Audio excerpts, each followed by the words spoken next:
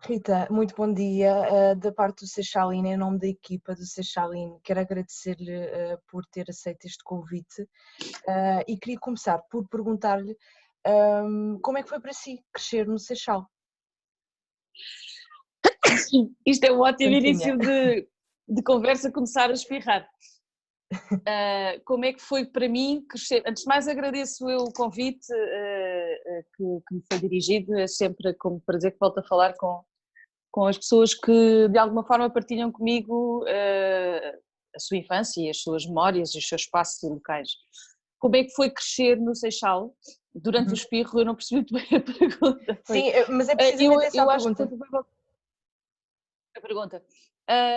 Eu acho que foi um privilégio, porque enquanto muitas pessoas com quem eu acabei por me cruzar depois mais tarde na vida tinham um problema de vivendo em Lisboa, não podiam ir brincar para a Praceta, não podiam ir brincar para o prédio que estava em obras, era difícil andar de bicicleta sem haver muitos carros, nós tínhamos tudo isso, não é? Nós tínhamos as brincadeiras na rua até mais tarde, tínhamos o toque da escola que era audível das nossas casas para muitos, tínhamos uma Baía extraordinária sempre com as festas no verão, para mim foi um verdadeiro privilégio em termos quer de liberdade, quer de espaço, quer de descoberta de poder andar e caminhar pelos sítios e pelos locais muito próximos da minha casa, e isso era uma coisa quase rural, apesar de tudo, tendo em conta a grande cidade que era Lisboa e que continua a ser, e que quando viajávamos ou íamos até Lisboa, era quase como andar de avião para algum lado. Mas considero que foi um grande privilégio. Aliás, é uma coisa que eu mantenho há muitos anos, que é, nós podemos tirar uma pessoa da margem sul, mas a margem sul não sai da pessoa, por isso continua a ser uma miúda da margem sul. Uhum. O facto de ter crescido no Seixal veio a influenciar o seu percurso profissional? Partindo do princípio que as minhas primeiras incursões na área da comunicação social foram de facto no Seixal, sim, definitivamente. Para além de ter andado numa escola extraordinária no que diz respeito a implementar projetos culturais que desafiavam os alunos a exporem as suas ideias e a partilharem e a participarem em projetos das mais diversas áreas, incluindo na área de comunicação social, tive depois a oportunidade, por volta dos 17 anos, de ir para a Rádio Seixal e, sem dúvida nenhuma, permitiu-me cometer todos os erros possíveis numa pequena rádio e aprender com eles, obviamente, e experimentar e experienciar o que era falar para um microfone e ter uma audiência e o que eram os horários, e aos 17 já era, aliás, eu costumo dizer que perdi uma grande parte da minha vida académica, mas não estou minimamente desiludida com isso, nem arrependida, porque eu trabalhava na rádio, como tal eu tinha que acordar cedo, sextas-feiras e sábados era para acordar cedo, porque tinha sempre as emissões da manhã e era uma gaiata, não é? Com tal, sim, nessas circunstâncias em que todas as minhas meus primeiros passos na área de comunicação foram dados no Seixal, sim, inclusivamente a própria produtora com quem eu acabei por trabalhar no que diz respeito ao curto-circuito, que na altura ainda era no antigo CNL, era uma produtora que era do Seixal, que é a Sigma 3, e em que todos nós estudávamos ali no concelho, e através de amigos em comum, incluindo o Rui Unas, de quem sou amiga há muitos anos e com quem andei na escola, apesar dele ser mais velho do que eu, que me levou, me arrastou, digamos assim, primeiro para a alta voltagem e depois para o curto-circuito. Ou seja, era tudo ali num andar da torre do Centro Comercial da Amora que se desenvolveram muitos projetos, quer radiofónicos, quer televisivos, nessas circunstâncias, claro que sim, Seixal foi definitivo, ter crescido ali foi definitivo. O que é que a cativou no jornalismo, Rita? O que é que me cativou no jornalismo? Eu sempre fui muito expansiva e muito comunicativa e gostava muito de reportar, digamos assim. Eu não era o tipo de pessoa que tivesse pivôs, que gostasse muito, porque não era aquilo que mais me agradava, não era estar sentada numa cadeira a lançar peças. Eu gostava muito do processo de contar a história e de entreter um público com uma história. e quanto mais real, melhor, porque maior é o desafio de não cometer erros, de ser imparcial, rigoroso, transparente e ao mesmo tempo informar, num sentido absolutamente utilitário e necessário, um serviço que é público, uma audiência. E eu acho que em grande parte foi isso. E depois porque gostava muito de escrever. A minha primeira opção nunca foi televisão, a minha primeira opção era sempre ou rádio ou jornais. E por isso a televisão acabou por cair aqui um bocadinho de paraquedas. Mas eu gostava muito de escrever e o jornalismo, na verdade, tem que se escrever bem para se contar muito bem boas histórias, quanto no que diz respeito a uma transmissão de conhecimento de verdade, dos factos. Uhum. Rita, na equipa de redação onde colabora, como é que tem sido a adaptação de trabalho, em termos de dinâmica de trabalho, face à situação atual que o país e que o mundo enfrenta? Bom, não tem sido fácil, mas as pessoas têm uma capacidade de readaptação e de resiliência imensa, não é? Inclusivamente, ou especialmente talvez os jornalistas, porque a nossa vida é sem rotinas, é sem horários, é sem... Por isso, adaptar-nos a qualquer circunstância é uma coisa à qual nós estamos habituados. Provavelmente foi mais complicado seguir as rotinas de higiene, mas depois todos têm as suas idiosincrasias, não é? Uns gostam de ter o teclado limpo assim, ou de usar luvas assado, pronto. Portanto, diverge um pouco, digamos. Mas toda a nossa empresa, a RTP, teve um plano de contingência muito imediato, houve uma resposta imediata, até já antecipando o estado de emergência, que foi decretado na primeira vez, e por isso aquilo que tentámos fazer foi criar grupos estanques. Nem sempre é possível, porque há falta de gente, não é? Os grupos estanques que fizessem rotatividade de 15 em 15 dias. Aqueles que neste momento, eu agora estou em casa, mas tive 15 dias a trabalhar e outros 15 outras pessoas estiveram em casa. Então, agora que estou em casa, aqueles que estiveram durante o meu tempo laboral voltaram para a redação da RTP. Quando eu falo em redação, falo em toda a parte técnica, inclusivamente as regis, os estúdios, as câmaras, os repórteres de imagem. Existe a possibilidade de muita gente estar a trabalhar em teletrabalho, o que é ótimo, não é? Nós temos editores de imagem que conseguem montar as peças nas suas casas com os seus computadores, temos jornalistas que conseguem sonorizar através dos seus telemóveis, que são smartphones com uma excelente capacidade de gravação com qualidade de áudio, e temos pessoas que, inclusivamente na área multimédia, estão sempre a alimentar o site da RTP, trabalhando a partir de casa. Minimizando, obviamente, os contactos sociais. O que nós temos é uma equipa que neste momento é essencial para que tudo decorra, não é? Mas existem procedimentos higiênicos que tivemos que tomar, ou seja, os teclados são limpos de hora a hora, higienizados por funcionários, as cadeiras, as mesas, temos luvas quando estamos em espaços confinados, como é o caso das regis, há quem use luvas ou então reveste os teclados com papel celofane, papel transparente, há quem prefira usar viseiras, depende, mas existem obrigações estipuladas nos espaços em que estamos todos mais juntos por razões de trabalho. As próprias reuniões são feitas quase em videoconferência ou então 2 a 2, nunca mais do que 3 pessoas dentro da sala, e como tal as reuniões são faseadas.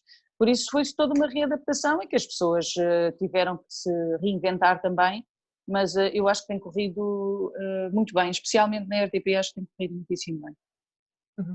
Rita, considera que a missão do jornalismo ainda ganha mais força perante a situação que o mundo atravessa? Sem dúvida nenhuma. Aliás, é sempre em situações de crise que nós nos lembramos das classes profissionais que passamos a vida a criticar e que no fundo são absolutamente essenciais. Eu ontem dizia isso mesmo também, numa conversa que estava a ter com um enfermeiro, que é curioso como nesta circunstância em particular as duas classes sociais mais reivindicativas e que mais contestações têm em termos governamentais são aquelas que estão a dar provas e cartas e aquelas que estão a ser mais fustigadas. Estamos a falar dos profissionais de saúde, desculpem, profissionais de saúde, e estamos a falar dos professores, aqueles que têm a capacidade de resposta e estão na linha da frente para colmatar imediatamente qualquer tipo de falha e fazer regressar uma aparente normalidade, são estas duas classes profissionais. Os jornalistas, obviamente, que estão expostos por razões mais do que óbvias a determinados perigos, porque, não falo de imprensa, não falo de jornais, mas também correm riscos, obviamente, mas falo especificamente da televisão e da rádio, em que é necessário lá ir. Então, em televisão, que é necessária imagem, temos que estar no local.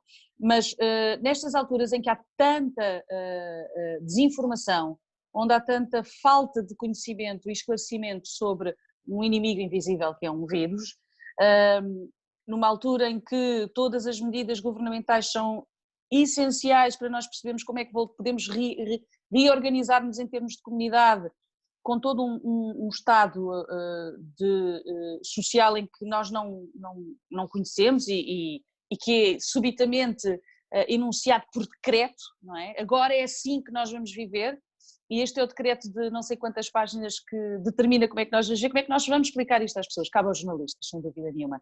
Cabe aos jornalistas filtrar, clarificar, esclarecer e permitir que mesmo as pessoas que têm menos possibilidade de entendimento ou de acesso à informação consigam de uma forma muito simples perceber como é que a dinâmica da vida agora funciona. E claro está, esclarecer sobre como é que funciona a transmissão, o que é este vírus, como é que nos podemos defender. A informação é essencial em situações de crise para que, acima de tudo, possamos sobreviver. Rita, mudando aqui outra vez, portanto, o rumo da conversa, regressando um pouco aqui ao Conselho do Seixal, tenho a curiosidade de saber como é que a Rita tem acompanhado ao longo destes anos o desenvolvimento do Conselho do Seixal, sendo que residiu aqui tantos anos da sua vida. Sim, eu só saí do Seixal já tinha 23 ou 24 anos, talvez, mas a minha mãe e o meu irmão continuam a viver aí, e tenho muitos amigos que ainda residem no concelho, tenho uma ligação umbilical ao local onde nasci, não nasci, eu nasci em Setúbal, mas ao local onde cresci. É engraçado que eu nasci em Setúbal e fui registada na Amora, sabe-se lá como é que isto aconteceu. Os meus pais, de facto, os tempos eram outros, os anos 70 eram maravilhosos. Mas tenho acompanhado à distância, não acompanho com grande afinco, é certo, mas tendo em conta que vou visitando a minha mãe e vou visitando o meu irmão, vou vendo algumas alterações, muito apreciáveis, obviamente, mas não acompanho com tanto empenho como, até porque a minha vida profissional não o permite, mas vou registando algumas alterações curiosas, inclusivamente em termos urbanísticos. A Baía do Seixal surpreendeu-me muito, pois eu já não posso seguir em frente, agora tenho que ir pela biblioteca. Esta rotunda não estava aqui, eu acho que me vou deparando ao longo do tempo com as mudanças, mas o Conselho de Seixal sempre foi, para além de um concelho da margem sul, provavelmente dos mais bonitos, porque eu até conhecia o Barreiro e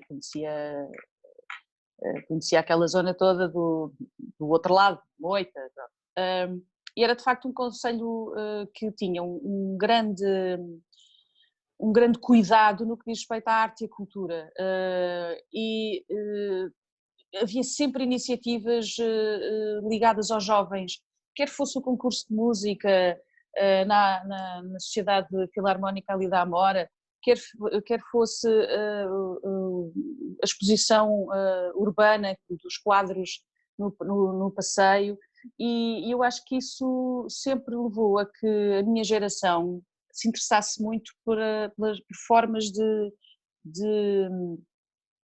cultura que fossem um bocadinho fora da caixa, porque aquilo era uma forma, um modo que nós tínhamos de de ter um acesso a formas de expressão de arte. Eu recordo-me de coisas antológicas, quer dizer, eu recordo-me dos ex-votos tocarem no Seixal e ninguém conhecia os ex-votos, ou recordo-me dos Ramp, ou dos Alcolémia, ou em termos musicais sempre foi uma coisa, sempre foi um concelho muito, muito dedicado aliás, até porque nós tínhamos excelentes instrumentistas na, na sociedade também e na escola de música do Seixal. Por isso vou acompanhando desta forma, um bocadinho à distância, e é curioso porque no aniversário do telejornal, que foi o ano passado, que eu costumo dizer o AC e o DC, é o antes do corona e depois do corona, que foi AC, foi o ano passado mesmo no final, houve um detalhe muito interessante, que houve uma festa privada para os funcionários, e os intérpretes, os instrumentistas de sopro, era um quinteto de sopro do Seixal, e eu fiquei contentíssima. E eu fui lá atrás aos camarins, vocês são todos da margem, vocês são todos do Seixal, e eles olharem para mim, esta miúda é maluca. Eles já não devem ter pensado miúda, é certo, mas foi muito engraçado, de alguma forma vou acompanhando assim, por vezes de uma forma muito inusitada, quando menos espera parece-me um seixalense.